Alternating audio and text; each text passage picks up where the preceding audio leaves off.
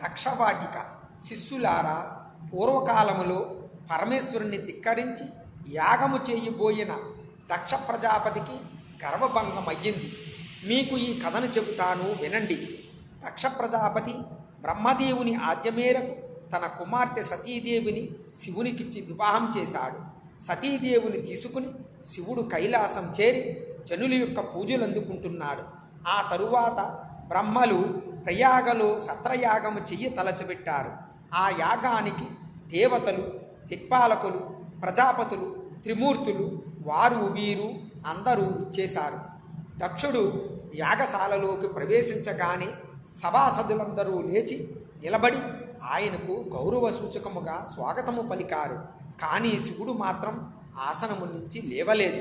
అది చూసిన దక్షుడు అల్లుడు తనను అవమానించాడని భావించాడు. శివుని చర్యను సహించలేకపోయాడు. శివుడు చేసిన పని వల్ల ధర్మము కుంటుపడుతున్నది. ఇతడు నా అల్లుడు, నన్ను గౌరవించవలసిన వాడు. అదీ లేకపోగా కూర్చున్న చోట నుండి కదలక నన్ను అవమానించాడు. వేదమును శూద్రునికి చెప్పినట్లుగా నా కుమార్తెను తనకిచ్చి అపాత్రదానం చేశాను. ఇప్పుడు విచారించి లాభమేమిటి? బూడిద పూసుకుని తిరిగే ఇతడు నన్ను గౌరవించకపోతే నష్టము ఏమిటి? ఈ పిశాచ నాయకుడు నవమానించినందుకు గాను ఇక నుంచి ఇతనికి యజ్ఞయాగములలో ఆవిర్భాగము లేకుండా ఉండుగాక అని శపించాడు. శివుడు మాత్రం మౌనం వహించి నిర్వికారముగా ఉండిపోయాడు. కానీ శివుని శపించినందుకు అతని వాహనమైన నందీశ్వరునికి మాత్రం కోపం వచ్చింది. అతడు సమస్త జగదాధారుడు, సర్వలోకైక పూజ్యుడు అయిన శివుని శపించిన దక్షుని ముఖము తేజోహీనమగుగాక అన్నాడు. ఆ మాటలు విన్న దక్షుడు క్రుద్ధుడై, ఓరీ నంది, శివునితో పాటు నీకు కూడా యజ్ఞయాగములలో ఆవిర్భాగం ఉండదు అని శపించాడు. ఆ శాపానికి రెచ్చిపోయిన నందీశ్వరుడు, ఓ బ్రాహ్మణోత్తములారా, దక్షుడు శివుని శపించినా చూస్తూ ఊరుకున్నారు. కాబట్టి బ్రాహ్మణులు శూద్రులకు పురోహితులై దాన ధర్మాలు పట్టండి, దరిద్రముతో బాధపడండి, బ్రహ్మరాక్షసులు కండి అని ప్రతిశాపం పెట్టాడు. సభలో ఉన్న బ్రాహ్మణులంతా గగ్గోలు పెట్టారు. అప్పుడు శివుడు కల్పించుకుని, నందీశ్వర, బ్రహ్మద్వేషము అన్నద్వేషము పనికిరావు, శాంతించు అన్నాడు. నంది శాంతించాడు. ఎవరి స్థానాలకు వారు కదిలి వెళ్ళిపోయారు. దక్షుడు మాత్రం సమయం దొరికినప్పుడల్లా శివుని అవమానించటానికి ప్రయత్నిస్తూనే ఉన్నాడు. ఒకసారి దక్ష ప్రజాపతి బృహస్పతి సవనము అనే యాగాన్ని ఏర్పాటు చేసి యాగానికి దేవతలను, యక్ష, గంధర్వ, కిన్నెర, కింపురుష, సిద్ధ, సాధ్యులను, పన్నగులను అందరినీ పిలిచాడు. కానీ శివుడిని, సతీదేవిని మాత్రం పిలవలేదు. కనీసం కబురు కూడా పంపలేదు. యజ్ఞం ప్రారంభమయ్యింది. ఋత్విక్కులు వేదమంత్రాలు చదువుతున్నారు. భృగువు, మరీచి, దదీచి మొదలైన శివభక్తులు ఈ యాగానికి శివుడు ఎందుకని రాలేదు అని దక్షుడిని అడిగారు. దానికి శివుడు, భూత ప్రేత పిశాచాలకు అధిపతి, అతడు ఇక్కడకు రావటానికి లేదు అన్నాడు దక్షుడు. దానికి వారు, ప్రజాపతి, శివుడు మంగళకరుడు, అతడు లేని చోట అమంగళం జరుగుతుంది, కాబట్టి మేము ఇక్కడ ఉండము అని వెళ్ళిపోయారు. వామదేవుడు, గౌతముడు, అలాదుడు మొదలైన వారు కూడా వారిని అనుసరించారు. దక్షుడు వారిని లెక్క చేయలేదు. యజ్ఞము ప్రారంభమయ్యింది. సతీదేవి కైలాసములో చెలులతో కలిసి విహరిస్తూ ఉన్నది. పైనుండి విమానాలలో దేవగంధర్వులు వెడుతున్నారు. వీరంతా ఎక్కడికి వెడుతున్నారని చెలులను అడిగింది. దక్ష ప్రజాపతి యజ్ఞాన్ని గురించి వివరించారు చెలులు. తండ్రి చేసే యాగానికి తను కూడా వెళ్ళాలి అనుకుంది. కానీ తండ్రి తనను పిలవలేదు.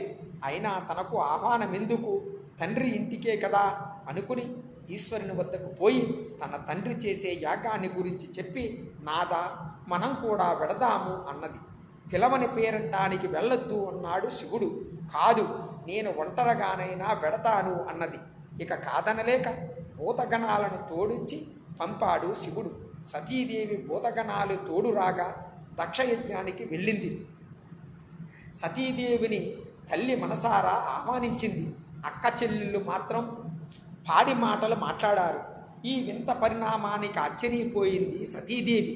తనతో ఎంతో ప్రేమగా ఉండే అక్కా చెల్లెళ్ళు ఎందుకలా ప్రవర్తిస్తున్నారో అర్థం కాలేదు. యాగశాలలోకి వెళ్ళింది. తండ్రి తనను చూసి కూడా పలకరించలేదు. ఇక ఉండబెట్టలేక, తండ్రి నేను వచ్చాను అన్నది.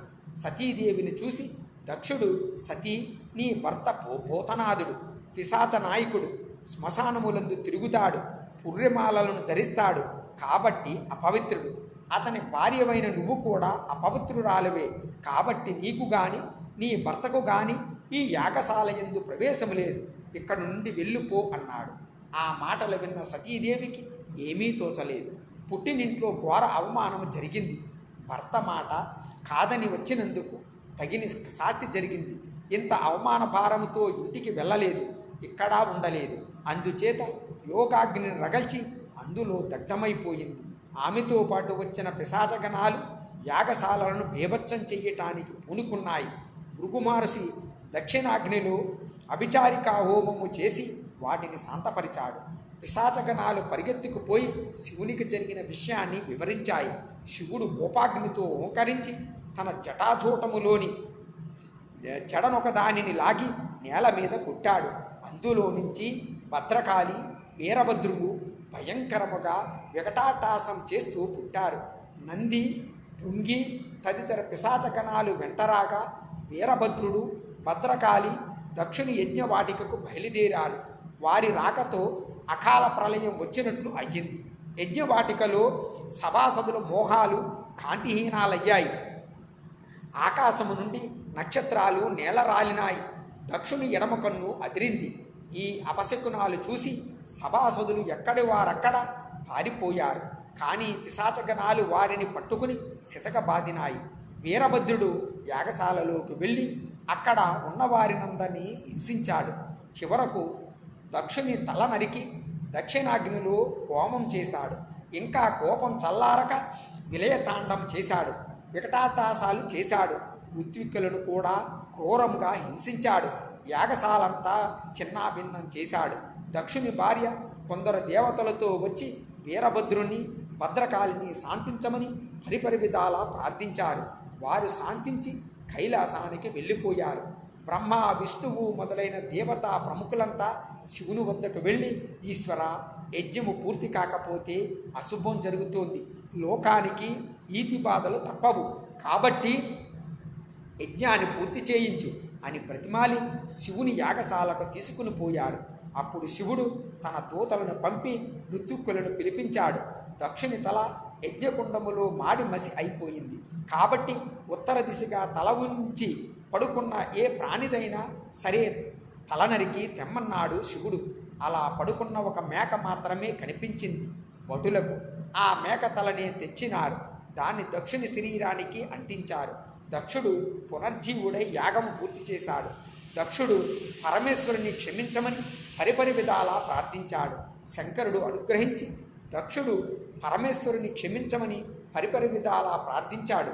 శంకరుడు అనుగ్రహించి దక్షుడు యజ్ఞము చేసిన స్థలము ఇక మీద దక్షవాటికని పిలువబడుతుంది అని వరమిచ్చాడు అంటూ వివరించాడు రత్నాకరుడు. దక్షవాటిక శిష్యులారా, పూర్వకాలములో పరమేశ్వరుని ధిక్కరించి యాగము చేయబోయిన దక్ష ప్రజాపతికి గర్వభంగమయ్యింది. మీకు ఈ కథను చెబుతాను, వినండి. దక్ష ప్రజాపతి బ్రహ్మదేవుని ఆజ్ఞ మేరకు తన కుమార్తె సతీదేవిని శివునికిచ్చి వివాహం చేశాడు. సతీదేవిని తీసుకుని శివుడు కైలాసం చేరి జనుల యొక్క పూజలు అందుకుంటున్నాడు. ఆ తరువాత బ్రహ్మలు ప్రయాగలో సత్రయాగము చెయ్యి తలచిపెట్టారు.